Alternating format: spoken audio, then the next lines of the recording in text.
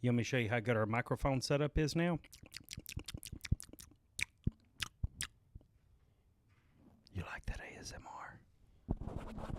ASMR? Yeah. What is that? That's a sexual thing. What does it stand for? Audio sensory ASMR. Yeah. Audio sensory, mister. Bruh. Nuts and bolts? Episode 4? I don't know. I lose count. Time flies. Well, you're on how many? You get podcasts like. Yeah. That's what you I don't do. know. I don't know what You're I a do anymore. podcaster, yeah.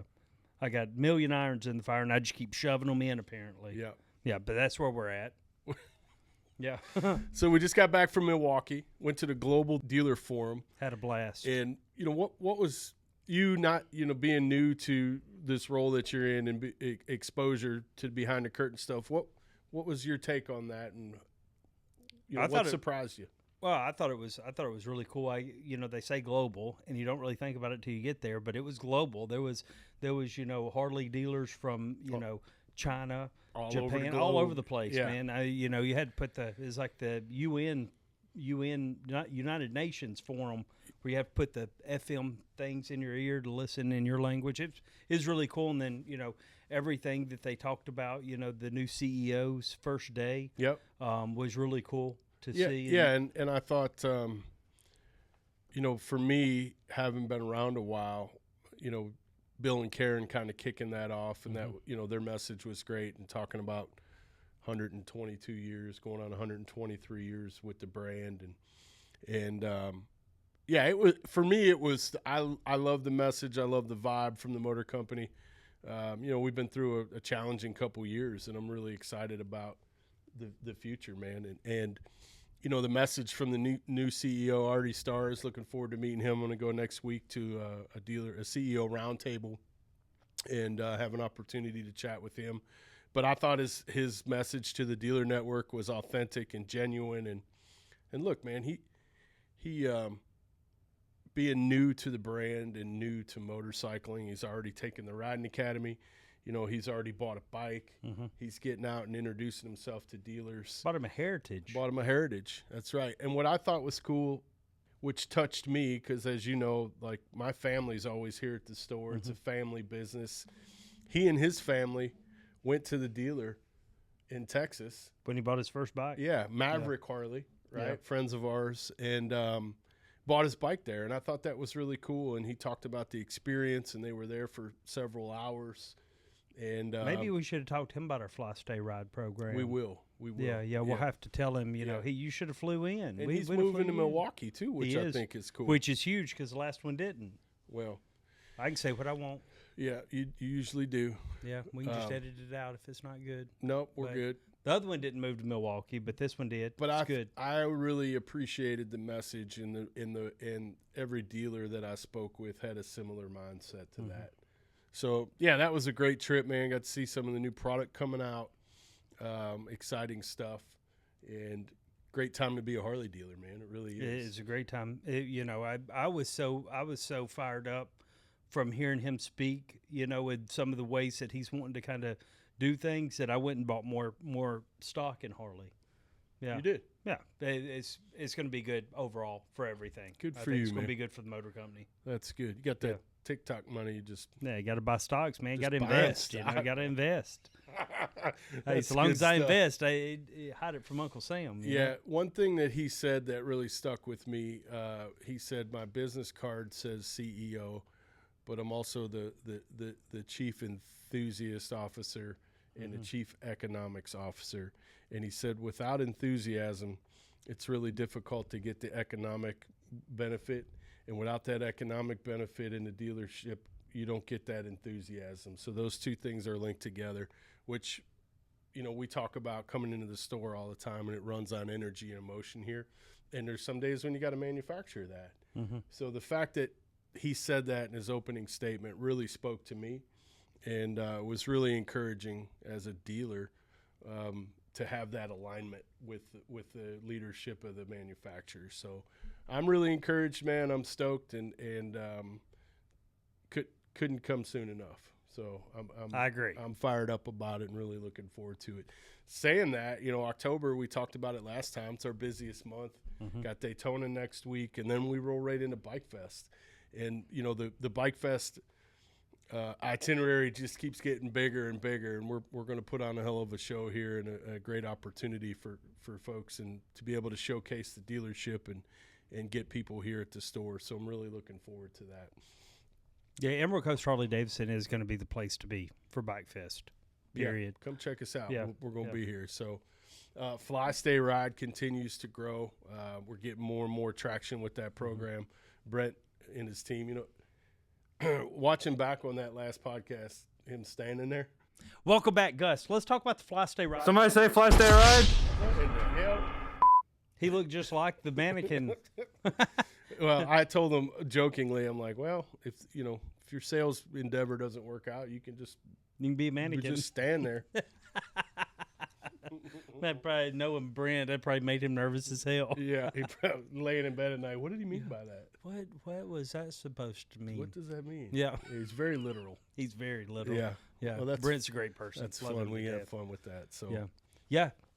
Fly Stay Ride. We'll fly you in, sell you a bike. You ride it home. We pay for the flight. We pay for the hotel room. It's a no-brainer if you want to buy a bike. Pretty easy deal. Well, what really separates our industry and Emerald Coast Harley-Davidson is it's not transactional. It's an experience, right? Mm-hmm. So if you live in Iowa, nothing against Iowa, but if you want to come down to the beach and buy a bike and have a great experience, right? We put that whole deal together in a little package for you. Yeah. And I'm really excited about it. Yeah. Speaking of Bike Fest, if you want to win a new Harley, we're going to give you an opportunity to win a new Harley. You guys failed to mention this to me. Well, yeah. Hey, do you want to win a new Harley? We're going to give you an opportunity for it. We're going to give you some dice to roll.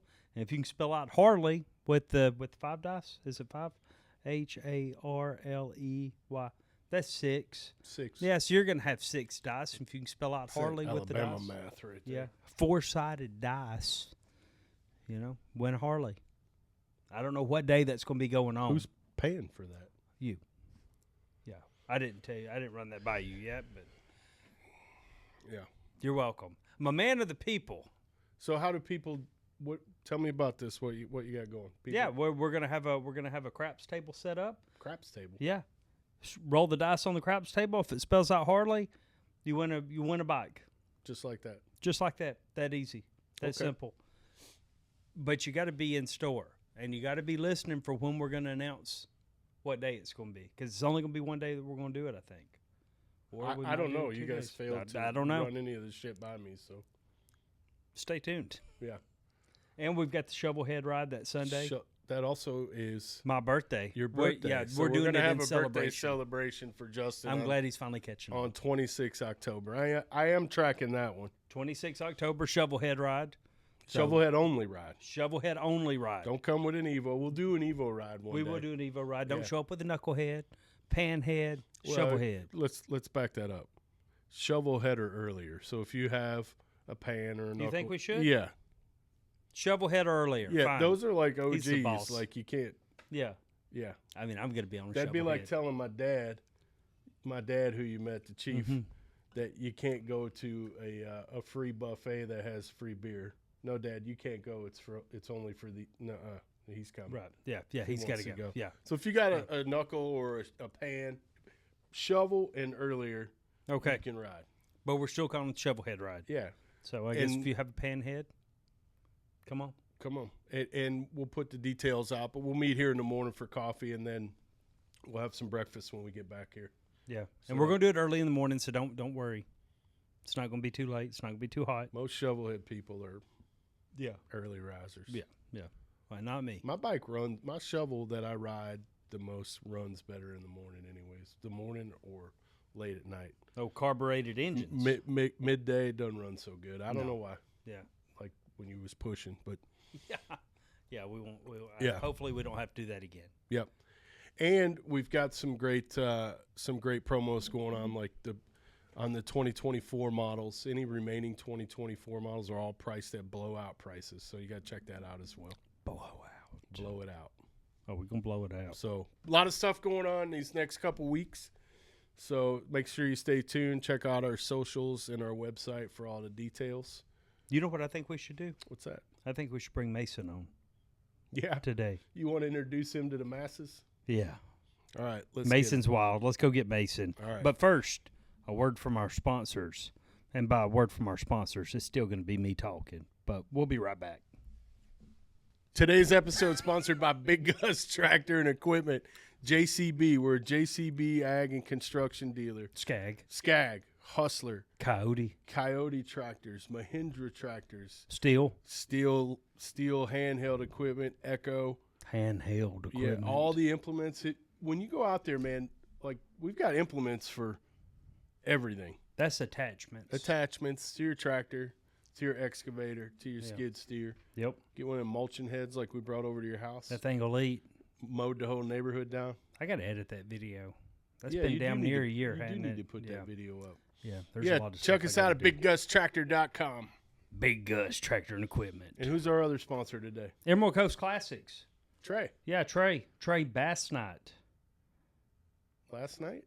No, not last night. You know he named his son Trayson because it's Trey's son? True story. Keep it easy. Keep it simple. I like it. I like it easy. Yeah.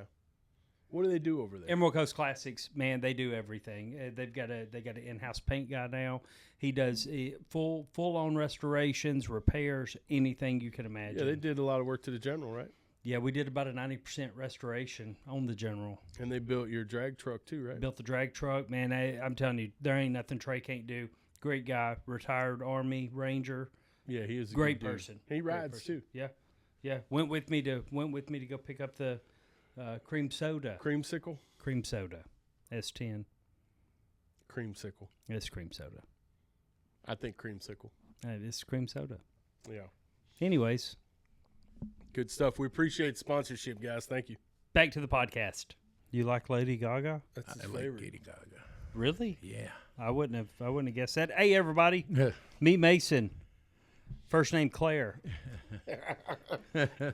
Yeah. Right. Without an E. So part of the Nuts and Bolts podcast, we talked about our vision statement being industry leaders in both employee and community growth and development and creating kick-ass customer experiences. So we're highlighting different folks in our community, but also highlighting team members.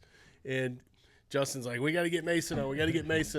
And Mason and I have been working together since 1998. 7.5. 1997. I was in middle school. Yeah. Yeah. Okay. So we've been working together a long time. And funny story. Mason and my dad go back 50 plus years. Before he was Gus. Before I was even born. Yeah. Him being a DPD and my dad being a DFD, and they played hockey together. And it's funny to watch softball, picnics, and beer drinking. You guys, a little bit. You guys do any hell raising? Yeah, a little bit. and it's funny listening to the Chief and Mason go back and forth about who had the bigger balls and who was the toughest. Yeah. Talking hockey shit. Yeah, his dad got, when we talked about hockey, if everybody's familiar with it, it's an ice skating rink with round corners and everything. And I got on his dad's ass one day and telling me how tough he was. I said, yeah, I love your house. I said, it's very unique. And he says, why is that? I said, it's got no corners, just like the hockey rink. You never went in them there. You won't do them at home either. Yeah. So, and that kind of pissed him off. Yeah. Got the Russian or Czechoslovakian or whatever he is. The Russian bear. You ever get drunk in Pop's basement? Oh, absolutely. We lost Gus's wife's dad. We were having a few. Well, he didn't toddies. die. He didn't die. Well, close. Yeah. Oh, he died. No. Troy's still with us. He OD'd on bourbon and fell in a snowbank or something. In Michigan, we got a walkout basement. He went out on a patio to have a cigarette with his drink, and we lost track. And Sandy, Gus's mom, came down and said, "Where's Troy?" And I looked at Gus, and I looked at RDP, Ron the plumber, and we didn't know where he was. And I walked out on the patio, and there he was, tits up, frozen. And Sandy walks out and says, "You killed him. Troy's dead. He's frozen to death."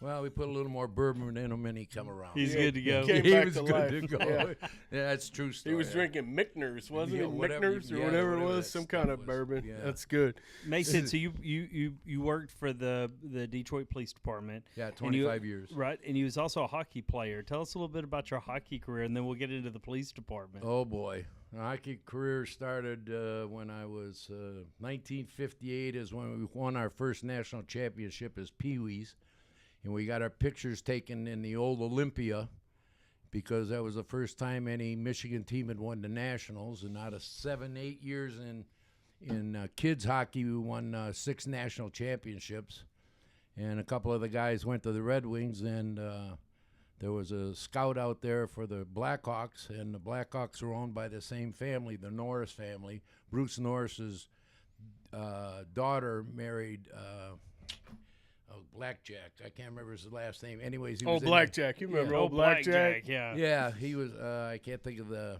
owner's last name. I'll think of it in a minute. And any trades that were involved, they went there. So I went for tryouts. I made the tryout, and then I went to the qualifying for the '68 Olympic team, and I got 3 goals and 2 assists in 3 games. And in the last game, I shattered my ankle. And that's when the Red Wings had their tryouts, or the Blackhawks had their tryouts. And I'm in a cast, and they said, well, if you can't skate, you can't play. And a guy named Keith Magnuson played, and he got my spot. And we ended up in the juniors together for about a half a year, and I beat his ass. So, anyways, that's, and then I had old Detroit Red Wings legends, Gordie Howe, Sid Abel. We had a sports store in Farmington Hills, Michigan. And they would come in, Al Kaline would come in, Trammell, all the sports stars came to our store, All American Sports Center, and that was the place to be. And you heard the stories, and there's, Gordie Howe was Gordie Howe, and Mickey Mantle. I have a Mickey Mantle story. Toughest hockey player ever, Gordie Howe. Yeah, I think so. He Played in, 5 decades? Yeah, 5 decades, and amazing. Nobody's ever done that. So yeah. So when I got out of college and started working at Harley full time, and I hadn't seen Mason probably since I was a kid, and Motown Harley opens up, which is still there, 14100 Telegraph Road. Yes, sir. And largest Harley store when they were going through the transition of the Grandma and Grandpa store. The changeover was it was Harley Showcase east of the Mississippi, the biggest store in their company. Yeah, which was in 97, right? 96, 97, 98, yes. Yeah, so I was working at American Harley out in Ann Arbor, and then driving. I lived in Detroit on C Block. Yeah. And I was driving out to Ann Arbor working, and they opened this big shiny new store, which was like 10 miles from my house, and I was driving 45 minutes to work every day. So I go down there for an interview, and Mason was the sales manager.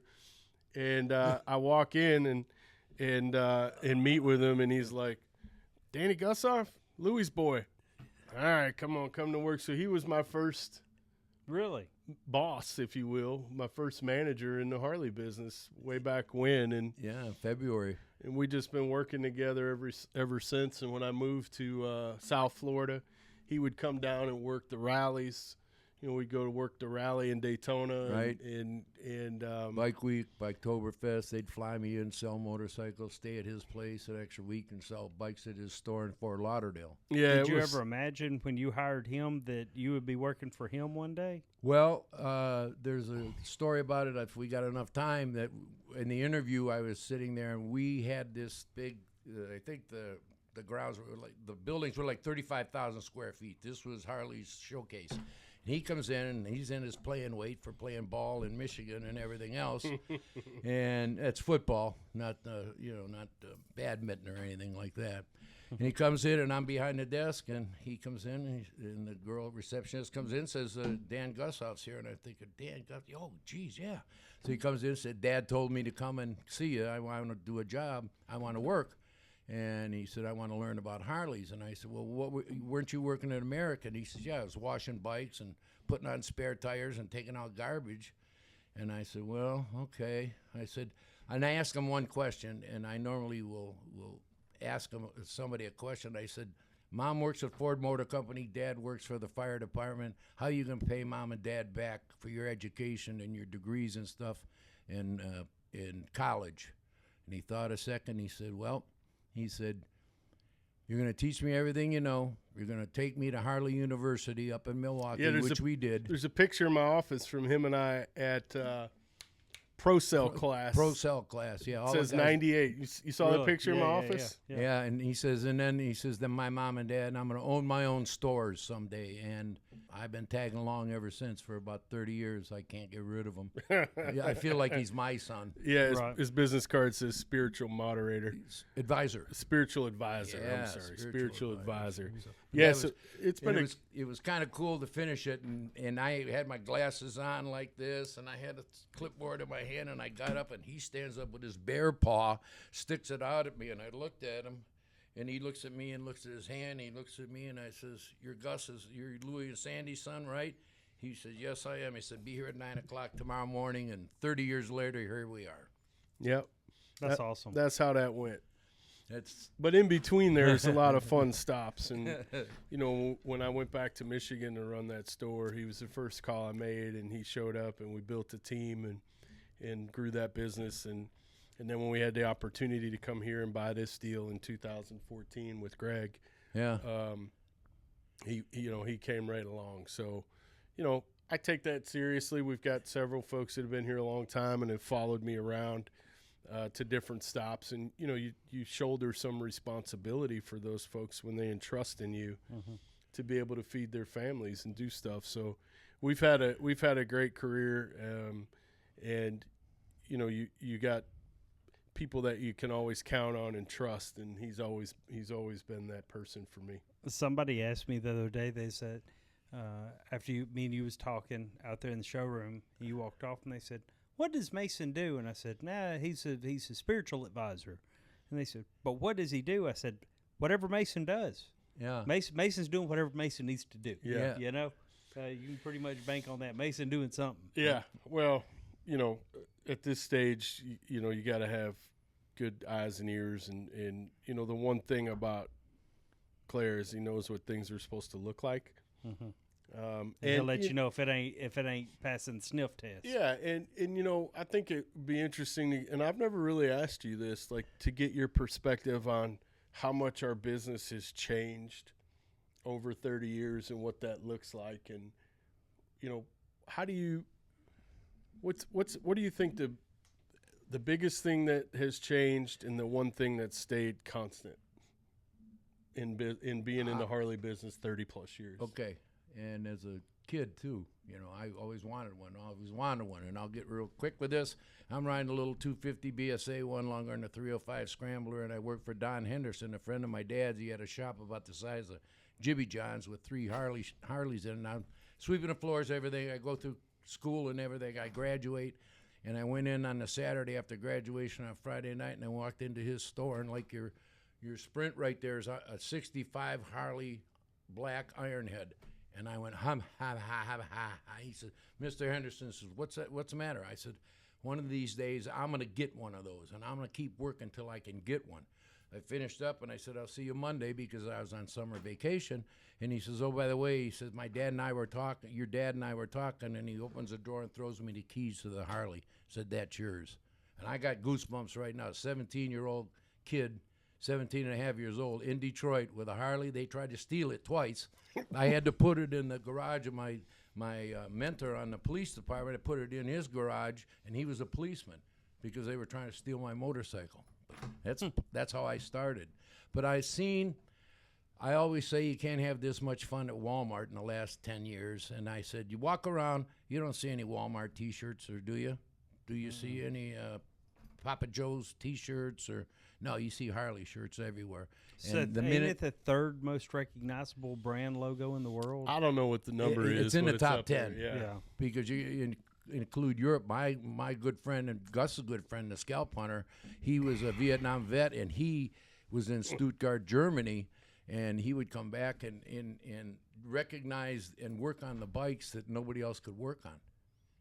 And we went to Europe when the demand was up here and the production was down here. We went and got 8 cans of motorcycles from Europe, and it wouldn't start, wouldn't run, and everything. And Pat Hayes, he working in Germany, knew the parameters of the EPA, and there was washers in the exhaust ports on the motor, and you had to take them out because the Statute bikes, of limitations is expired. We're good. the bikes were burning up, and then he says, "So pull these washers out," and that's where it's going. That dude, And- Pat, he can fix anything. man. Anything you could push a bike, and he says, "That front tire's out of balance," and then you go, "What?" But getting to the logo,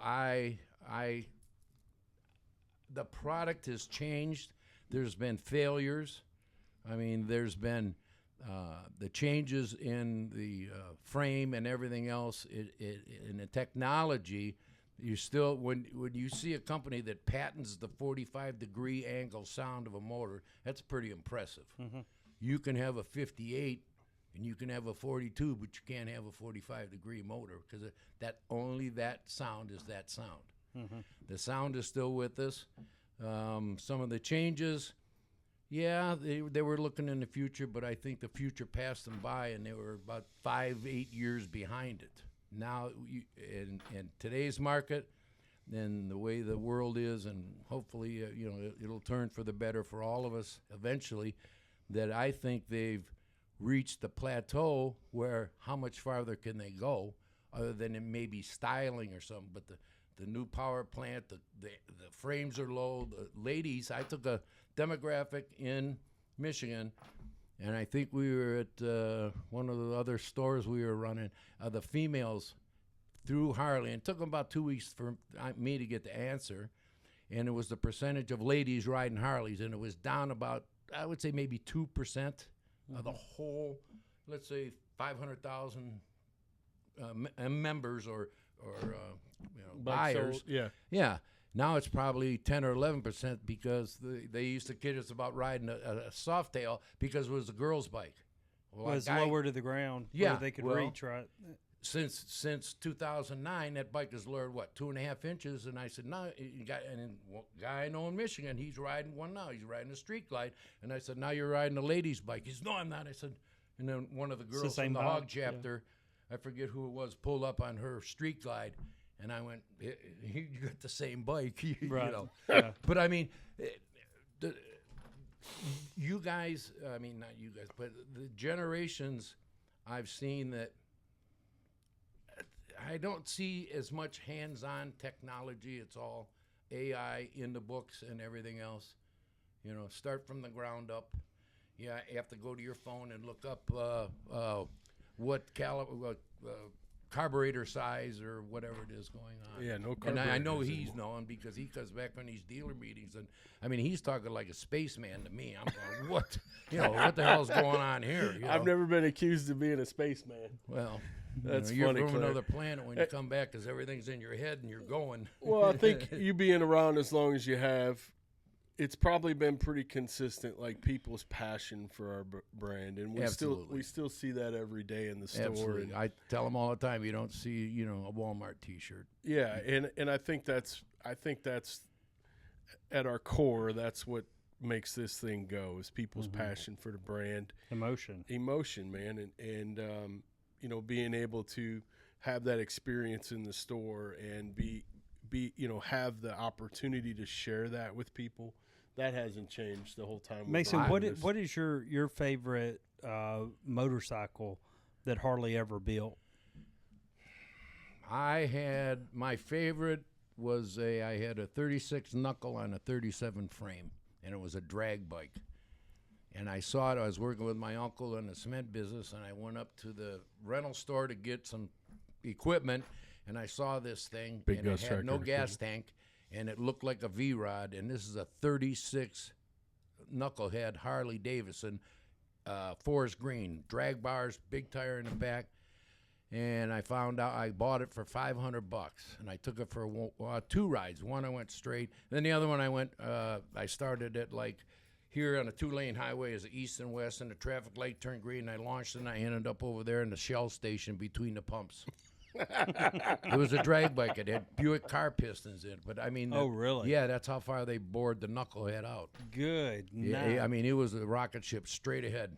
I mean, Yeah. it turned like a 747, but that's okay. But that was the knucklehead was my favorite. I grew up on Sportsters. Everybody did back then, right? Yeah, because when I went into 65, I went in Navy in 66, December 66, sold it, came back and bought an XL. Oh, before I went into service, I rode the bike to California back by myself because I figured going to Vietnam, I'm not coming back. And you bitching about being tired riding your CVO road glide to Milwaukee. I wasn't fussing. Remember the video? I said, "Hey, how you feeling?" You said, tired. "I was tired." You was tired. But I was younger, and then when I got home, I bought a 1200 XL CH, and I took that to California back twice by myself. I think people were just tougher back then. I think too. so too. I think so, 100%. They're just tougher. I always say air conditioning ruined everybody. Generations. just get Yeah, weaker by well, the generation. You know, I'm talking now like my dad and my grandpa Yeah. and my uncles.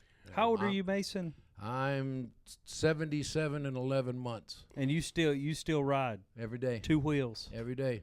I asked one day in the class. They asked me. I went in where they were doing the riding academy, and they asked me how long you been riding. I said, well, since 13, and I'm 77, so 63 years, 64 years.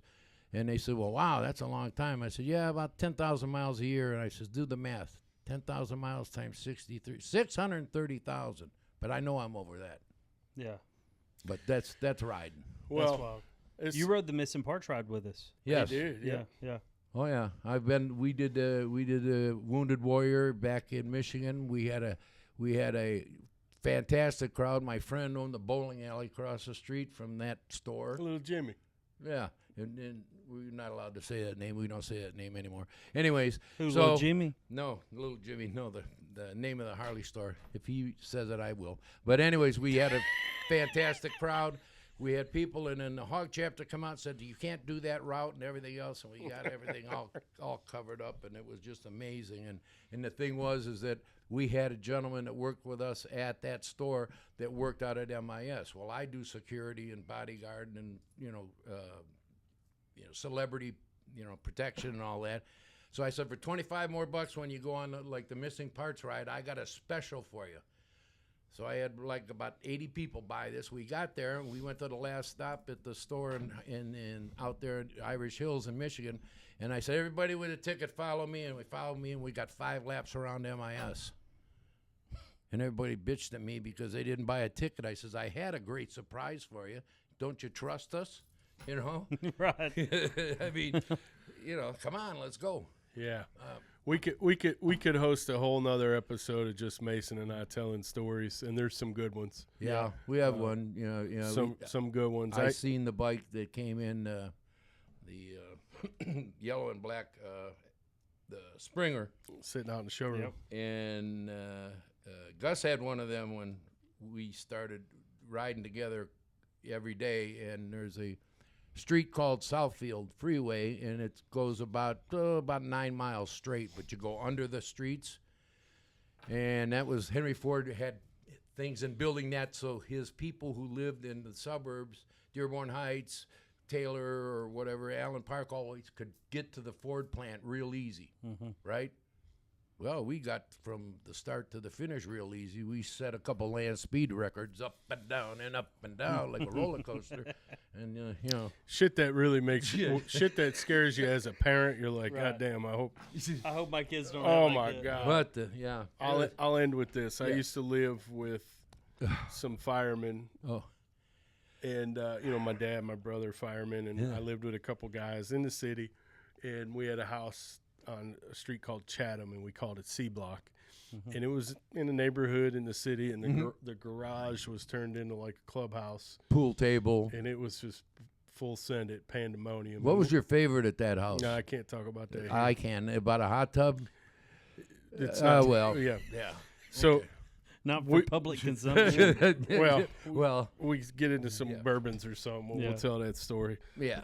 But we would start our evenings there playing a little pool.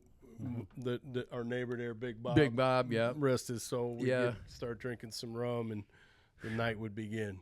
Yeah. And there's a lot of stories that started there, and And you keep that friendship. We could just go back tomorrow and call one of them, and they're here. We go out. They have a family deal in Camp Dearborn. So I was invited and everything, and I'm going there, and I'm seeing guys that I've known, and I had a couple hockey players that I met when I went back home for my family last month, and I'm looking, and I said, I've known these guys watch them grow up. His brother especially grow up 30 years. Yeah. Who has that connection? We say we're going to be here and there, and this is the date, and you better show up. And they do. And there was 80, 90 people they got every RV and every camper all blocked off for us. Yeah. And that was cool. It's funny, though. We talked about this many times, like the memories you make on your bike. Oh, yeah. You know, you and I will be laughing about that toll gate breaking over my head for the rest of our lives, right? And that's what's cool about our brand, the history of our brand, the memories you make on bikes, and being able to sit around bullshitting with your buddies telling stories, and they get better and better as you tell them. But that's what's cool about Harley-Davidson, and to be able to experience that kind of stuff with people. And I've never seen any Toys R Us tattoos. You know what I'm saying? Where's your Harley tattoo? Where's your Harley tattoo? Yeah, right there, yeah. I got one too. So, you know, a lot of folks out there probably have them too, and they're proud of it. Oh, yeah. They're proud of it because you can be anywhere. I've been in Texas and ran out of gas, and a guy pull up, and, gets me some gas, and 10 minutes later when I got to the gas station, 120 miles between gas stations, a guy in a Harley comes up and says, "Hey, dude, you all right?" And I said, "Yeah." He said, "Where are you going?" I said, "I'm going to California." And then we became friends just because of that two-wheeled unit right there. That memories. Yeah, that memory. Yep. That One of my historical. One of my favorite memories on a bike, and literally this could go on all day, us telling stories, but we went to the state hog rally in 1998-ish, maybe it was 99. 98, and West Branch. I'm sleeping in a camp. Well, I started in a campground. I ended up in a hotel. That's another story. But I wake up the next morning, and everybody's getting their shit together and trying to come out of the fog. Because Sawyer Brown played that. Yep. Sawyer Brown played that night at state. We just talked about Sawyer Brown the other day. Yep. And we're all sitting around, and I'm looking at my bike, and it's there's like blood all over my bike. I'm like, what in the hell? And I'm like, I'm not bleeding, nothing, Everything's I'm not bleeding working anywhere. What the hell happened? Because I slept right next to my bike with a tent pitched over it.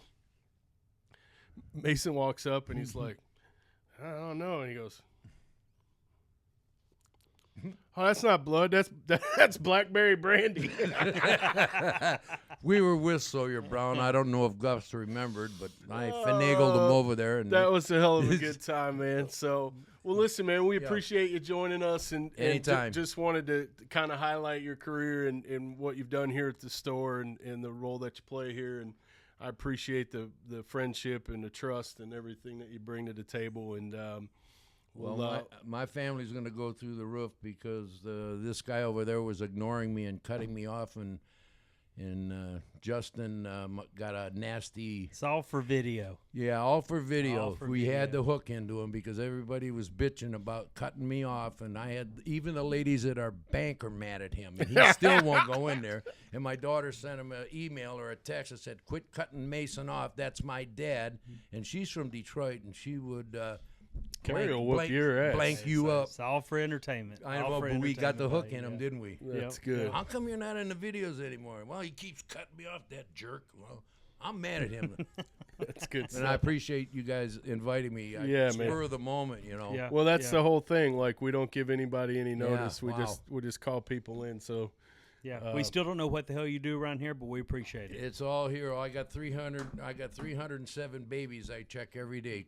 Change their diapers, everything else, make sure they're in the right spot. Hey, he walks around with a clipboard every day. I'll give him that. Never seen him without it. I haven't. Check marks on it. I fill it out every day, and every once in a while I'll pop in his office or the sales floor will come on. I'm the only Mason here. I said, I pretty much know them all.